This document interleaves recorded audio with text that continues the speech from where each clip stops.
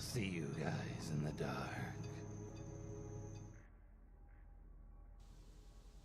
So just a couple minutes ago, my girlfriend Gemma gives me a call. We live about 200 miles apart. However, the majority of the time we are together as we go to the same university. I'm home for Christmas, and she rings often just to hear my voice, as she feels lonely a lot of the time since I'm usually always there. So she calls me, and I answer.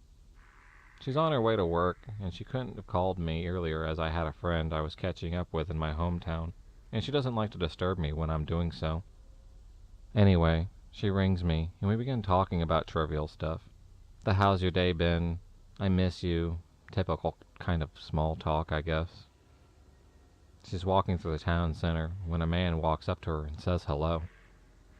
Now, if any of you live in a city, you know this will either be a person asking for money or someone trying to sell you something. However, this time, it's a strange man wearing regular clothes and talking to Gemma in the middle of a city. He says hello, to which Gemma responds with, "Hello." He then asks something along the lines of, "Are you going clubbing?" Somehow mistaking Gemma's work clothes for clubbing clothes. She responds with, "No, I'm going to work," to which he responds, "Oh, cool, where do you work?" She responds with the club name that she works at, to which he responds, "Mind if I come talk to you there?" I was listening to all of this, like, what the hell? Gemma responds, "I'm actually on the phone with my boyfriend. I've really got to go." Her shift started at 7 p.m. and ends at 1 a.m. He says, "Oh, okay," before saying, "Maybe I'll see you later." She's now really nervous, and she realizes in hindsight that she shouldn't have said where she worked as of now. This potential stalker has a starting point. I asked if she was okay, and she said she was. I've also told her to walk home with a coworker, or even ask someone for a ride or get a taxi. As I said, this happened minutes ago, and I asked her if it would be okay to share this story and possible updates. We're both scared for her. It really doesn't help that I've been listening to creepy IRL stories about all sorts of things, most of which creepy stalkers for the past couple of days, so I'm on edge. This might be the end of this post, but I'll update it anytime anything happens. This may not be the end. Update. It's been half an hour since her shift was supposed to end. She was supposed to ring me the second she got out. I'm starting to get worried, and for those wondering if her phone was dead, it wouldn't take long for her to get home and either charge her phone or get on her PC. Update 2. She's rang now, safe and sound. The man never went to her work that she knows. She was round the back the entire night. As a result, even if he did show up, she wouldn't know. No one was waiting for her. A couple of co-workers didn't turn up, so she stayed an extra hour. However, I'll still update this post should anything happen, as she has a shift tomorrow night as well.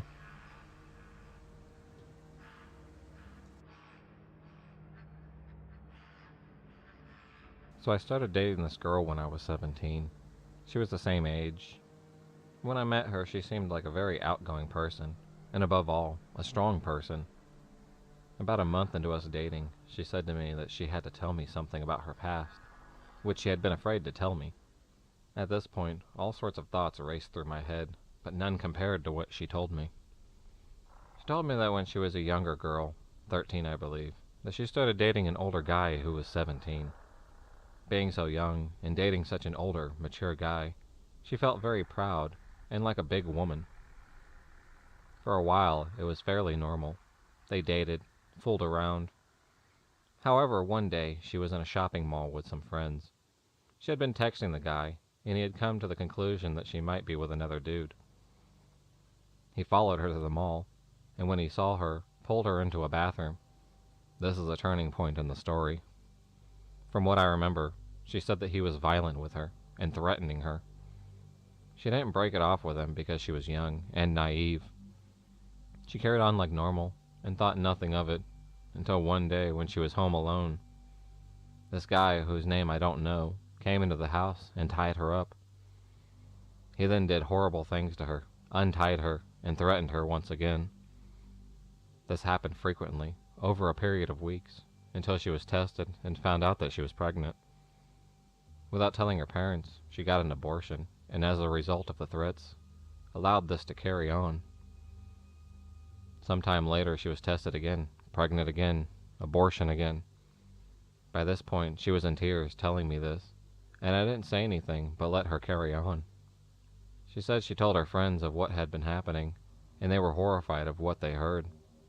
This stalker, sick individual had been a part of their lives for a few months now, and nobody knew. But her, of course. They decided that their best option would be to go to the police and report what has been happening. They stopped to eat food, and through a series of events, I am unclear on how he showed up. He snagged her and took her back to his house. For the next 2 days, she was locked in a closet with no food, until the police raided the house and arrested the individual. By this point, she was 14 years old, and he was 18. This young man was not charged, believe it or not. Instead, he was shipped off to the military where he served for several years. At this point, I had my mouth wide open, near tears myself, and no way to express what I thought. I have spoken to both her parents, who confirmed everything. I let her know I didn't feel any different about her. I thought the story ended here. But alas, there was one final twist which was no witness to it. I was at her house, talking to her several months later, when she got a message on MSN. She didn't recognize the address and asked me if I knew who it was. I didn't, and noticed this individual was being very rude and speaking with an air of superiority. Then she realized who it was, and I spoke with him myself. I informed him that I knew who he was and what he had done. He seemed proud of all of this, mocked me with vulgar comments too rude for this subreddit. He laughed and threatened us, and basically said he would find us. Basically was all I would have expected from what she has told me. I believe that to this day, she hasn't heard anything else from him, though I can't be quite sure.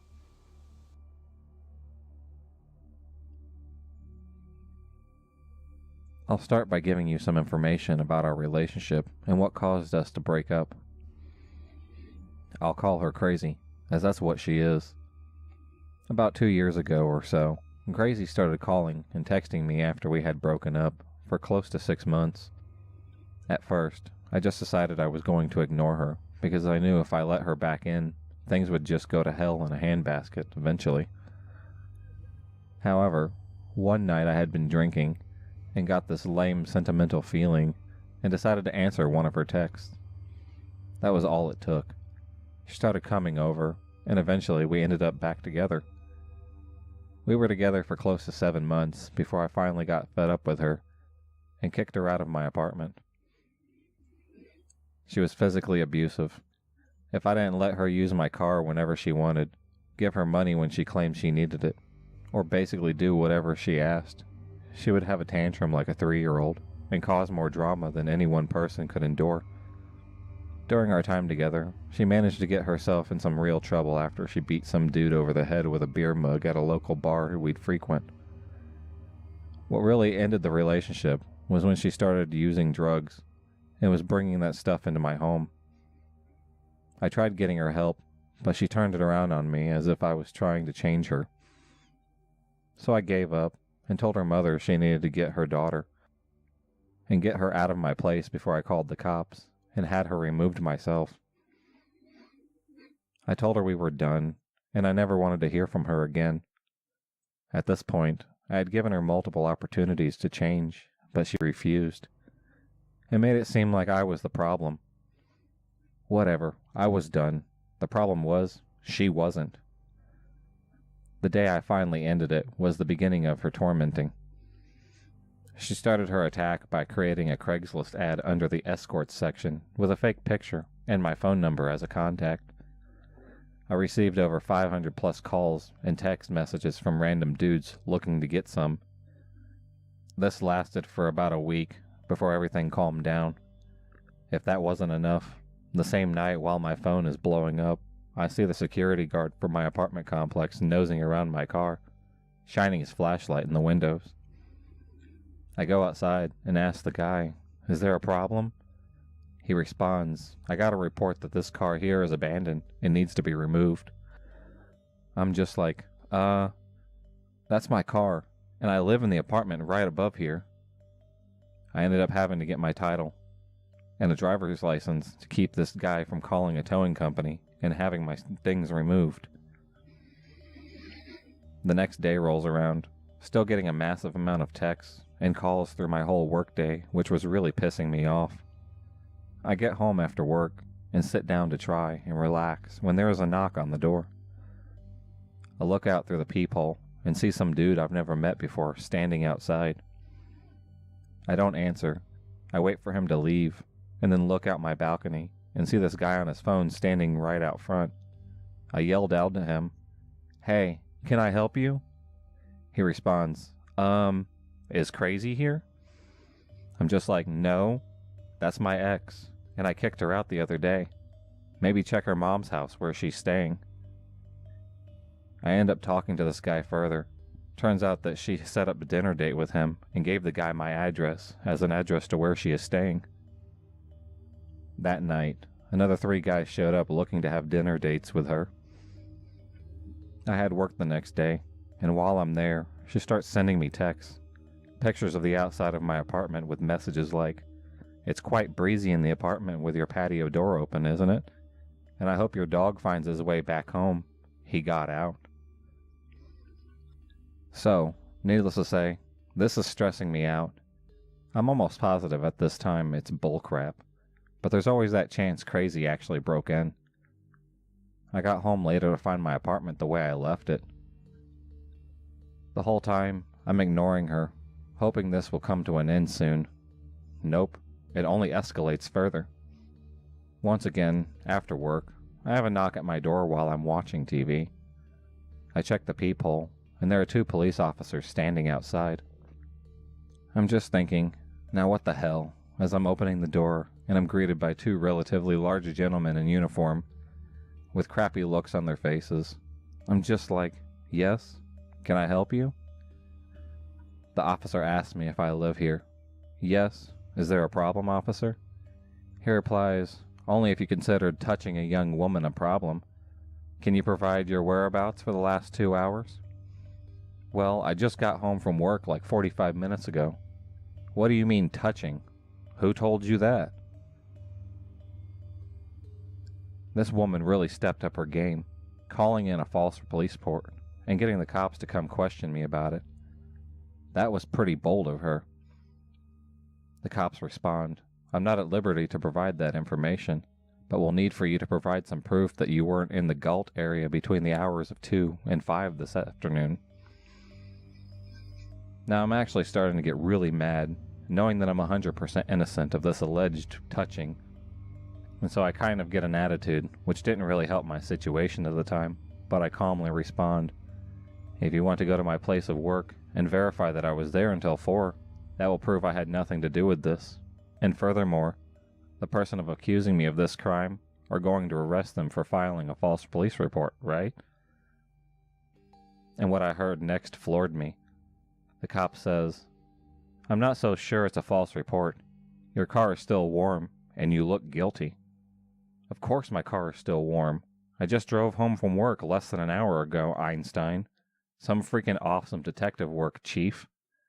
They left, but before doing so, told me not to leave my apartment, as they would be back if my story didn't check out. Well, they never came back, and I called the police station multiple times to get an update on what they figured out. And you know, what they told me. No police report had been filed, and there was no record of any police being dispatched to my address on the day in question. I was seriously about to lose my shit. How can she continue to do this with no consequences whatsoever? Mind you, I'm still getting texts and calls. Less than in the beginning, but they are still coming in. I think it was like a week or so, and things went quiet. Minus the calls and texts, but even those weren't all that heavy anymore. I started to think that she was done with me, and I might be able to live my life normally, drama-free. Nope, I was wrong. I stop at my mailbox after work, about a week or so after the whole touching situation, and receive a letter from the post office that said I had changed my address. but if this was incorrect, to contact them to stop the mail forwarding. So I call them and tell them I haven't moved, nor have I filed out a change of address form, so there's no reason to forward my mail elsewhere. They assure me that my mail will continue coming to my current address, and that I had nothing to worry about. Well, they were full of it, because I didn't get a piece of mail for 2 months after that day. It took 3 phone calls and 2 visits to the local post office to get that stuff rectified. Now, had it not been me getting any mail, I wouldn't have been that mad about it, but once my mail was forwarded to the address where Crazy was getting it, she used that as an opportunity to get all my account information for the electric, gas, phone, cable, car, and banking information. I have extra security set up on my bank account, so that was safe, and my car payments weren't going away, but she managed to shut off my cable, my electric, and my gas. I also got phone calls from my phone company stating that changes would be applied to my account if I hadn't called. I was mad. I ended up paying an extra $300 in fees to get my gas and electric bills put back into my name, mainly because my apartment complex ended up paying the balances on both accounts and charged me for that. This was getting to be all too much. I tried calling the cops, and they just asked if I had gotten a restraining order. I explained that I tried, but she continued to evade being served, and after a period of time, if the person isn't served, the restraining order is no good. The response was, "We can't help you." Wow, thank you. Can't help me, but you follow up on a false police report, and then ignore that like it never happened? Gotta love the cops out here. However, I got a break. If you remember, she was arrested for smacking some dude over the head multiple times with a beer mug, right? Well, she finally had gotten convicted. It was given 3 months in jail for it. 3 months. Are you kidding me? There is no way I could go out and beat some guy with a glass object all willy-nilly and not go away for at least a year, if not longer. But somehow, she squeaked by with ease. Either way, that meant peace and quiet for at least that period of time. I was watching her status in jail online from time to time to make sure she was still locked up, when one day I checked and saw she had been released 2 days prior. In my head, I screamed as loud as humanly possible and started to get paranoid about this girl and what she might do next. Weeks went by and nothing. Finally, she's done. Given up. Or so I thought. A few weeks ago, it started with a text. A picture of a pregnancy test that showed positive. It came from a number I'd never seen, so I wasn't sure who it was, but I had my suspicions. Figuring it was her, I texted back saying, "Ha ha ha ha ha! Finally, any ties to you I had are broken. Have fun with the poor schmuck who knocked you up." I got a response, "You obviously don't know who this is," which was true and really got me thinking, considering I had talked to a few other women since being with the ex. Either way, I ignored it and just hoped it would go away. Over the next week, after that, I kept getting texts. Only that one picture, nothing else. Once again, I kept ignoring until I got another text. This time it was a picture of a woman holding her stomach, showing that she was pregnant, minus the head. Immediately after that, another text saying, "I guess we know who the fertile one out of the 2 of us is." That there told me it was the ex, as we actually tried to have a kid, but never were able to. So I responded back, "Awesome. Have a good life with whatever schmuck you managed to get to impregnate you." Thankfully it wasn't me. Now kindly, go away. She replied back with stupid insults that are irrelevant to the story, and I just ignored it, figuring she'd done what she wanted. Rubbed in the fact that I could possibly be sterile, which to me, that is a win-win. I can't have kids, and now she's got other stuff to deal with that'll keep her from bothering me. A week or so went by, and it's last week, Thursday. I am the type of person that tends to do stuff the last minute, and when it comes to waking up in the morning to get to work, I sleep as late as I can, so when I get to my car, I need to leave right away, or I could end up being late. So I'm headed to my car and notice something stuck to it. There are 3 magnets on my car with stupid slogans. I think one said something about being a cat lady or something. I really didn't pay attention as I peeled them off because I needed to get to work. What I did notice is someone super glued them to my car, so it wasn't easy getting them off. And I still have remnants of magnet on my car. That wasn't the worst of it, and to explain the second part, I must first tell a short story. I explained how Crazy got into using drugs. Well, one day, when I allowed her to use my car, she went to meet her brother in his apartment. They got into an argument. He owed her some drugs. He didn't have it on him. She thought he did, though. In turn, the brother wanted to leave. In an attempt to stop him, the dude used my car to barricade him in. And when she did, he got out and kicked my driver's side window, and then got back into his truck and proceeded to run into my car until she moved out of the way. So, I didn't have a driver's side window for the longest time. He didn't have insurance, and is a freaking tweaker, so getting money for him to fix the window was pretty much impossible. I'm also lazy and do things at the last minute, so I never got it fixed. The weather in California allows me to drive around with a broken window and not worry about the interior of my car getting ruined. Anyway, back to last week Thursday. I now have magnets stuck to my car, and I'm about to get in when I see approximately 5 pounds of dog crap with open condoms just chilling on my driver's seat. You've got to be freaking kidding me. So I think to myself as I start to look for something quick to clean this stuff up. Literally, out of my car. There was a plastic bag on the ground, so I grabbed it, and thankfully, it was dry, so I was able to get it quick and get it off my seat. I'm sure I still ended up sitting on some of it, but I didn't have the time to freaking waste, so I already was late and needed to get to work. I got there and told my boss. Thankfully, he's a cool guy and let me take the first half hour of work to clean it out. Needless to say, I have replaced the driver's side window on my car. Now I wait. Wonder what the hell this girl has in store for me next. My guess? Something even more messed up. Now, I'm going to get 2 questions. The first, why haven't I changed my phone number? And the second, why haven't I moved? To answer the first, I have too many people that know my current number, and I am not going to let this girl win by inconveniencing myself and changing it. Second, I plan on moving, but I don't have the greatest rental history, so breaking my lease wouldn't help that in any means. So I'm sticking it out and hoping Crazy just goes away.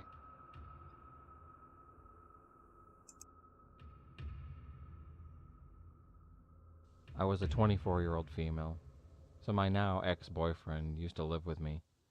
We had very different schedules, so I was often getting home from work and being home alone. Note, I had to take the bus to and from work every single night. So one night, I was getting off of work, and I was waiting for my bus to take me home. Right off the bat, I noticed a woman staring at me. I tried to pretend that I didn't notice her. As soon as the bus came, I jumped on and headed towards the middle of it. I took a mental note of where the creepy lady was sitting, which she was about 5 seats away from me. Halfway through the bus ride, I saw the lady move up, so she was only 2 seats away from me. Red flags immediately went off in my head. I looked around as nonchalantly as possible to see if there was anyone else sitting on the bus. Just my luck, there was no one else on the bus with us. Pretty soon my stop had come up, and I stood up to get off. The creepy lady also stood up. Crap, I thought. I quickly pulled my phone out and texted one of my friends where I was. Now, I know it was stupid, but I didn't think to call or text my boyfriend. Once off the bus, I put my phone away. Big mistake on my part. I glanced around and saw the woman started to follow me. Now, I live about 7 to 8 minute walk from the bus stop to my house. I picked up the pace about 5 minutes away from my house. I felt a tap on my shoulder. The creepy lady. "Are you Courtney?" she asked me. "Yes," I answered shakily. A smile formed on her lips, and I noticed something glittered in her hand. I picked up my pace even more and was almost jogging when I heard her call out, "Josh is mine! He is mine!" Josh was my boyfriend. I honestly at the time had no idea what she was talking about. I started to run. I ran all the way back to my house, in record time too. That crazy lady following me all the way there. I got into my house and locked the door just as the lady pulled on the handle. I grabbed my phone and saw 3 missed calls from Josh and 5 text messages. He was freaking out, saying how one of his exes was threatening to come after me and that he was coming home early from work. But luckily, just as I finished reading those messages, I saw headlights pull into my driveway and my boyfriend frantically yelling at the woman, telling her to get the hell out or he would call the police. She ended up running into the woods. Later that night, we called the police, but of course, nothing came of it. So creepy lady who was my boyfriend's ex-girlfriend, let's not meet again. If you enjoyed this video, please subscribe, like, and hit the bell for notifications on future videos and become a stalker of the night. And I'll see you next time.